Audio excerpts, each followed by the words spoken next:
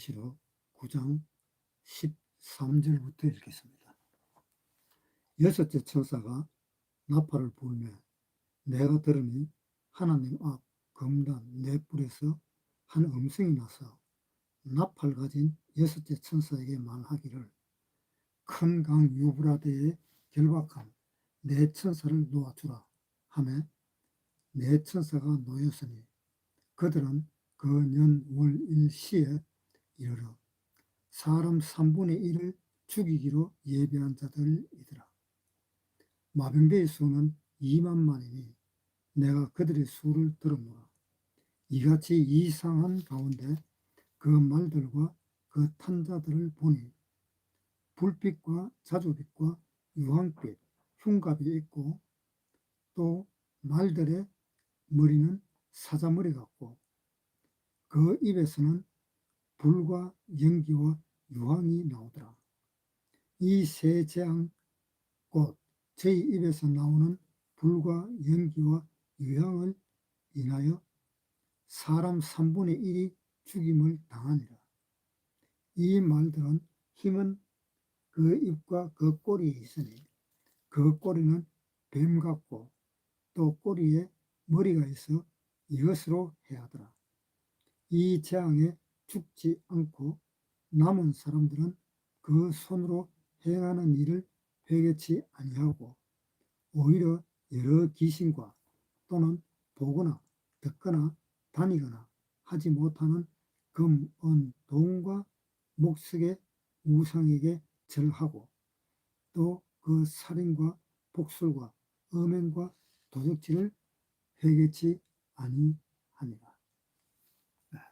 13절을 다시 읽겠습니다. 여섯째 천사가 나팔을 불며 내가 들으니 하나님 앞 금단 네 뿔에서 한 음성이 났어. 여섯째 천사가 나팔을 부니까 앞에 금단 네 뿔에서 한 음성이 났다 그랬습니다. 이 금단이라는 것은 분향단입니다. 성막에 단이 두 개가 있는데 하나는 번제단이고 하나는 금단 혹은 분향단 또는 금분향단 이렇게 이야기를 합니다. 그런데 분향단에 그 네 곳의 그 귀퉁이가 있잖아요. 그 네 곳의 그 귀퉁이에 뿔이 하나씩 달려 있습니다. 그거는 분향단을 만들 때 그렇게 만드는 건데 그 뿔에다가 피를 발라라고 되어 있습니다. 그 뿔에다가 피를 바르면은 그 분향단이 깨끗해진다. 한마디로 분향단이 죄가 없어진다. 그런 의미입니다. 히브리서 9장 21절에 보겠습니다. 히브리서 9장 21절. 또한 이와 같이 피로써 장막과 숨기는 일에 쓰는 모든 그릇에 뿌렸느니라. 율법을 쫓아 그의 모든 물건이 피로써 정결케 되나니 피 흘림이 없은즉 사함이 없느니라. 율법으로서 모든 것을 다 물건이 피로써 정결케 된다. 그러니까 이 세상의 모든 것은 이 죄를 없애려면 피로써 죄가 없어진다는 겁니다. 그러니까 제 레위기 17장에 보면은 피가 죄를 속하느니라 그런 말씀이 있어요. 피가 죄를 속하기 때문에 죄 용서함을 받으려면은 피로써 죄 용서함을 받을 수가 있다는 겁니다. 그리고 피가 아니면은 죄 용서함 일체 받을 수가 없다 그런 뜻입니다. 그래서 번제단에 제물을 얹어 놓더라도 그 제물에 피가 있어야 되고 분향단에 그 하나님한테 기도할 때도 피가 없으면 안 된다 이 말입니다. 그러니까 피가 죄를 없애준다. 피가 죄를 속한다. 그래서 우리가 구원을 받을 때는 어떻게 해서 구원을 받았는가 하면 피로써 구원을 받은 겁니다. 그래서 이 분향단, 그 성전에 있는 이 모든 기구들이 전부가 다 피로써 깨끗하게 된다는 그런 의미입니다. 히브리서 9장 20절 다시 읽을게요. 이르되 이는 하나님이 너희에게 명하신 언약의 피라 하고 또한 이와 같이 피로써 장막과 섬기는 이에 쓰는 모든 물건에 뿌렸느니라. 율법을 쫓아 그의 모든 물건이 피로써 정결케 되나니 피 흘림이 없은즉 사함이 없느니라. 그러니까 모든 것은 성전에 있는 이 모든 기구 그런 것들은 전부가 다 피로써 정결케 되기 때문에 피를 발라야 된다 이런 이야기입니다. 그 레위기 한번 보겠습니다. 레위기 4장 5절 기름 부음을 받은 제사장은 그 수송아지의 피를 가지고 회막에 들어가서 그 제사장이 손가락에 그 피를 찍어 여호와 앞 곧 성소장 앞에 7번 뿌릴 것이며 제사장은 또 그 피를 여호와 앞 곧 회막 안 향단 뿔에 바르고. 자, 이 모든 것은 전부 다 예수님의 피로 바른다 그랬잖아요. 그래서 이 분향단, 이 향단이라는 것은 매나 분향단, 금단하고 똑같은 겁니다. 이 향단의 뿔에다가 발라라 라고 되어 있습니다. 그러면은 죄가 용서가 된다 그런 의미입니다. 죄가 사해진다 그런 의미입니다.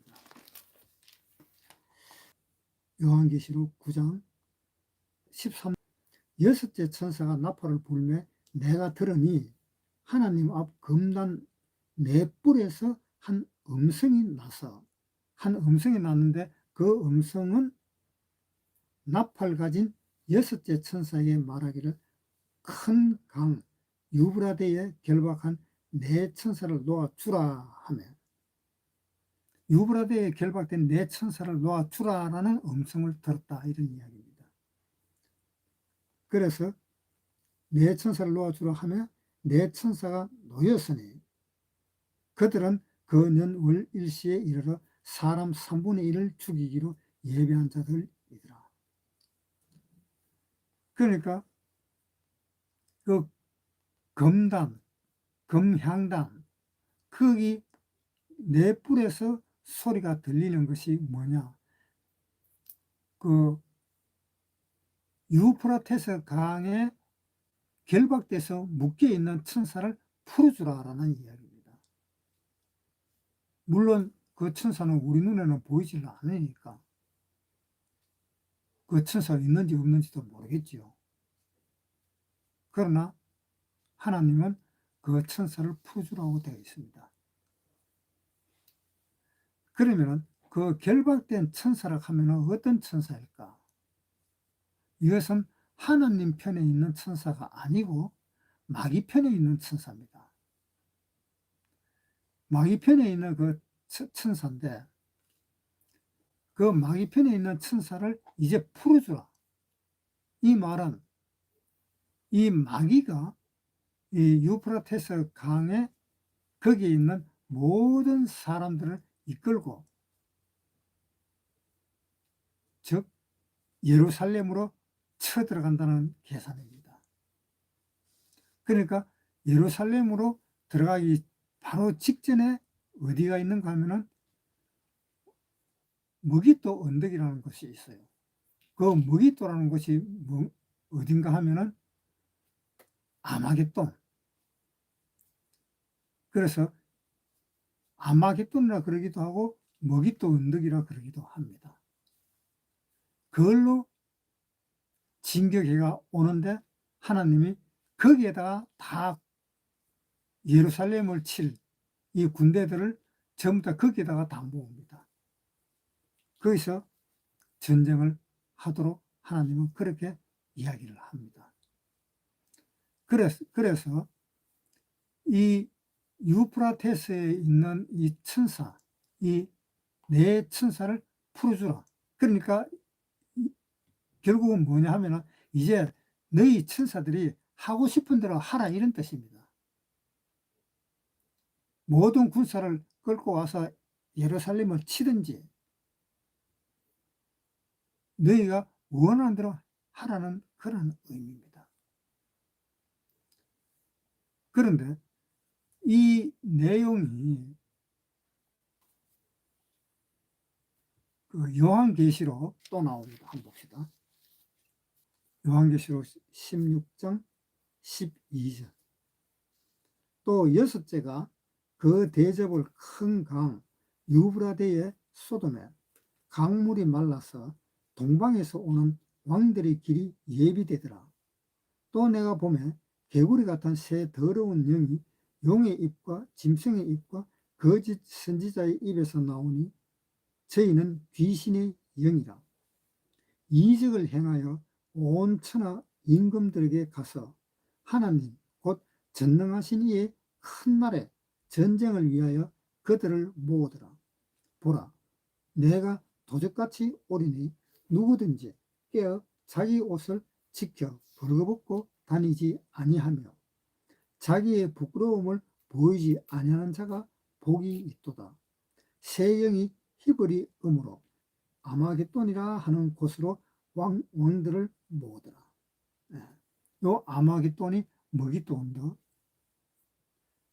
제일 마지막 전쟁입니다. 인류의 마지막 전쟁입니다. 그런데 그 마지막 전쟁이 있기 전에 또 어떤 핵전쟁이 또 있습니다. 러시아가 예루살렘으로 그 전에 먼저 치러 옵니다. 러시아가 예루살렘을 칠 때는 아직 끝이 아닙니다. 이 동방에서 오는 군사, 이역이라 하는 그 군사가 쳐들어올 때가 마지막 전쟁입니다. 그러니까 러시아가 치는 것은 동방에서 오는 그 군사 이전에 먼저 러시아가 치게 되겠죠. 그래서 그 러시아가 그걸 칠 준비를 지금 하고 있는 겁니다. 그러니까 러시아와 우크라이나 그 전쟁이 지금 러시아에서 자기의 그 속셈을 채우기 위해서 우크라이나와 전쟁을 붙는 것입니다. 그래서 그 결말은 성경에는 이렇게 되어 있습니다. 우크라이나가 안 된다라고 성경에는 그렇게 되어 있습니다. 에스겔 38장 2절. 인자야, 너는 마곡 땅에 있는 곧 로스와 메섹과 마곡 땅에 있는 이 마곡이라는 그 땅에 있는 것이 무엇인가 하면 러시아 또는 우크라이나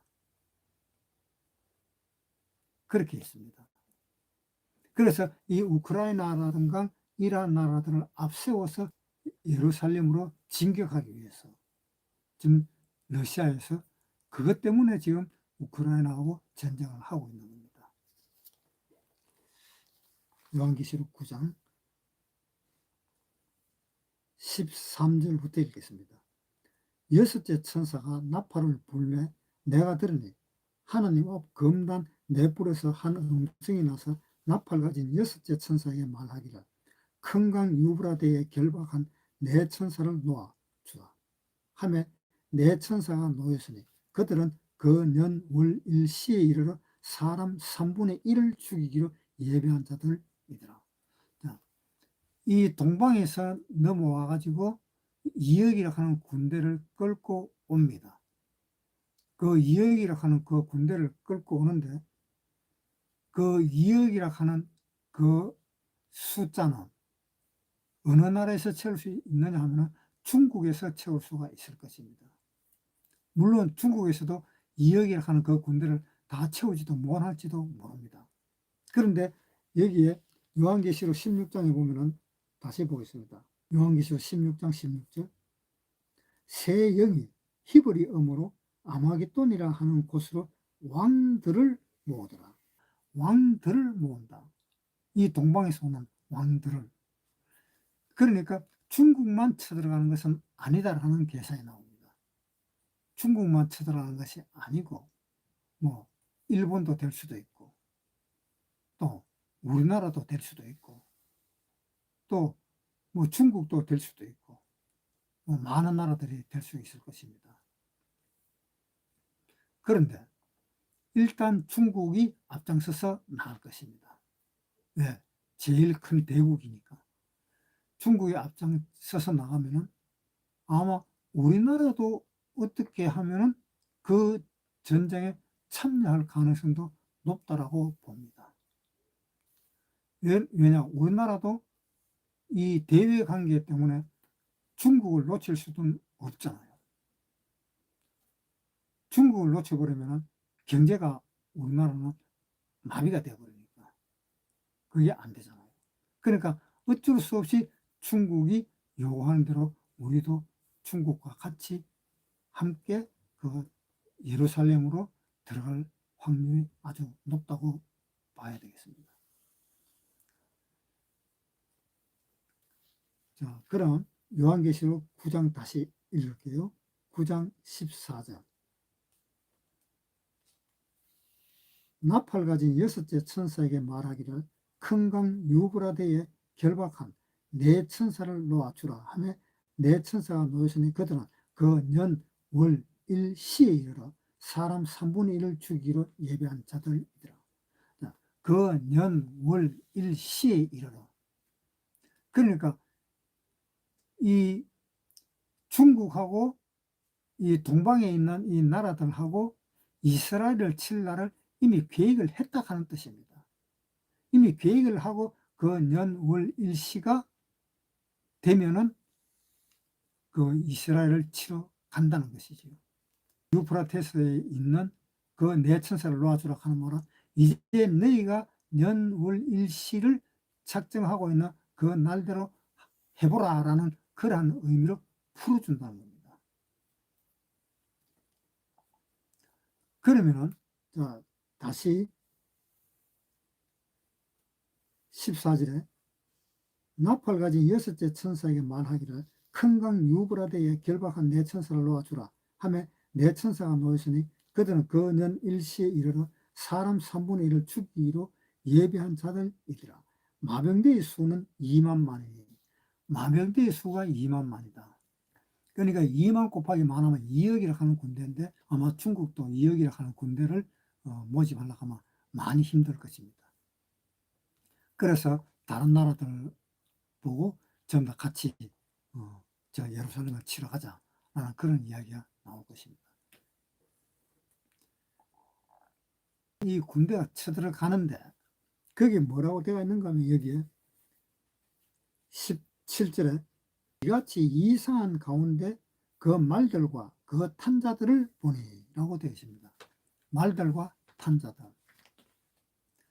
그러니까 이 말도 2억이라 하는 그 말을 갖다가 어떻게 조달을 하려고 하면 참 힘들 것입니다. 그런데 이 2억이라 하는 이 군대를, 이 말들을 어떻게 하든 간에 조달을 해서 예루살렘으로 들어간다는 것은 참 힘들 것입니다. 이스라엘에는 핵을 못 터뜨리도록 되어 있습니다. 지형이 그렇게 되어 있어요. 그러니까 이 이스라엘을 치러 가려면 천상 육로로 해서 가야 되는 겁니다. 육로로 해서 가려면 중국에서 갈 때에 어디를 건너가야 되는가 하면은 유프라테스 강을 건너야 됩니다. 그런데 실질적으로 지금은 어떤가 하면은 그 유프라테스 강 이 상류에는 댐들이 몇 개나 설치되어 있습니다. 이 댐에서 물을 갖다가 참 다 가두어 놓습니다. 흘러오는 물들을. 그러니까 유프라테스 이 강 자체에서는 물이 없어요. 지금 현재 그렇습니다. 물이 있어봐야 이 사람의 무릎 정도까지 올까? 그 정도밖에 물이 차질 않는 것입니다. 그래서 육로로 충분히 갈 수 있는 그러한 길이 지금 열려 있다라고 봐도 되겠습니다. 그런데 이 마병이 말을 타고 가는 것은 아니고, 그러니까 탱커라든가 뭐 그런 것들이 많이 나가겠죠. 불빛과 자주빛과 유황 및 흉갑이 있다. 이 말을 탄 사람들이 이렇게 보이지는 않는 것입니다. 불빛으로 보이고 자주빛으로 보이고 유황빛으로 보이고 흉갑이 있고, 그러니까 이렇게 보이는 것이 아니고 뭔가 하면은 이 대포라든가 또는 이 탱크라든가 그러한 것을 이야기하는. 그 다음에 불은 그 탱크를 쏠 때라든가 대포를 쏠 때는 그 대포알이 터질 때에 연기가 엄청날 겁니다. 그리고 그 연기와 우리가 성냥 같은 거 그릴 때 황 냄새가 나잖아요. 요즘은 성냥을 그리면 유황 냄새가 나요. 그러니까 그 황이 대포 그 알 속에 다 들어있는 거예요. 그 황이 터지는 겁니다. 그래서 17절 이같이 이상한 가운데 그 말들과 그 탄자들을 보니 불빛과 자주빛과 유황빛 흉갑이 있고, 말들의 머리는 사자머리 같고, 흉갑이라는 것은 뭔가 하면은 온몸을 아무리 쏴도 들어올 수 없는 그 틈을 다 막아놨다, 그런 뜻입니다. 아마 탱크밖에 없을 것 같습니다. 그러면은 한번 보겠습니다. 사람이 얼마나 죽는 건지 요한계시록 내가 보면 청황색 말이 나오는데, 그 탄자의 이름은 사망이니 음부가 그 뒤를 따르더라. 저희가 땅 4분의 1의 권세를 얻어 금과 흉령과 사망과 땅의 짐승으로서, 그러니까 세계 인구가 80억으로 본다. 20억이 죽고 60억이 남아있는 거죠. 그런데 이 요한계시록 9장에 18절에 이 세 재앙 곧 제 입에서 나오는 불과 연기와 유황을 인하여 사람 3분의 1이 죽임을 당하니라. 여기서 3분의 1이 20억이 죽었잖아요. 20억이 죽었으면은 60억이 남아있는데 여기에서 또 3분의 1이 죽어버려요. 3분의 1이 죽으면 얼마가 죽습니까? 60억에 3분의 1 같으면 20억이 죽습니다. 그 20억이 죽으면 남았는 인구는 얼마냐? 세계 인구는 40억입니다. 죽었는 인구는 얼마냐? 역시 40억입니다. 40억이 죽었다면 엄청납니다. 세계 인구가 80억이었는데 40억으로 줄어버렸으니까 이제 사람이 없다, 이런 뜻입니다. 그러니까 쉽게 이야기하면 내가 안 죽으면 네가 죽는다. 그러니까 얼마나 사람이 귀하겠어요. 19절에 이 말들의 힘은 그 입과 그 꼬리에 있는, 그 꼬리는 뱀 같고 그 꼬리에 머리가 있어 이것으로 해하더라. 꼬리에 머리가 있다. 그게 이제 몸체가 있다는 뜻이죠. 그 몸체가 있으니까 이것은 분명히 탱크나 대포라든가 그런 것이다 라고 생각을 할 수가 있습니다. 그 다음에 이 재앙에 죽지 않고 남은 사람들은 그 손으로 행하는 일을 회개치 아니하고 오히려 여러 귀신과 또는 보거나 듣거나 다니거나 하지 못하는 금, 은, 동과 목석의 우상에 절하고. 하나님이 지금 현재 완전히 죽지는 않습니다. 다 죽지는 않아요. 사람이 내려 죽고, 그러니까 그것이 완전히 반으로 지금 남아 있었잖아요. 40억이 남잖아요. 그 40억을 남겨둔 이유가 뭐가 있느냐? 이러한 일을 하나님이 심판을 할 테니까 너희가 정신을 좀 차려가지고 하나님을 좀 생각을 해봐라 라는 그런 의미가 들어있는 것입니다. 그래서 하나님은 7년 대화를 할 때 사람을 다 죽이지는 않습니다. 그렇게 하기 위해서 하나님은 이렇게 심판을 하는 건데, 심판도 심판하기 위한 심판이 아니고 사람들을 얼마를 좀 건지기 위해서, 얼마를 구하기 위해서 그렇게 심판을 하는 것입니다. 옛날 노아 홍수 때는 심판이 심판을 해부는 그런 형식이 되어버렸지만 지금은 그렇지 않아요. 지금은 그 심판을 하나님은 우리 사람들에게 생각할 여유를 주고 또 내가 이렇게 살면 안 되겠구나 하는 그러한 것을 여유를 다 주고 심판을 하시는 겁니다. 그러니까 이렇게 회개 안 하는 것은 정말 마지막으로 돌아가기 때문에 회개를 안 하는 것 같습니다. 누가복음에도 있잖아요. 누가복음 18장 8절. 내가 너희에게 이르노니 속히 그 원한을 풀어주시리라. 그러나 인자가 올 때에 세상에서 믿음을 보겠느냐 하시니라. 인자가 올 때에 세상에서 믿음을 보겠느냐.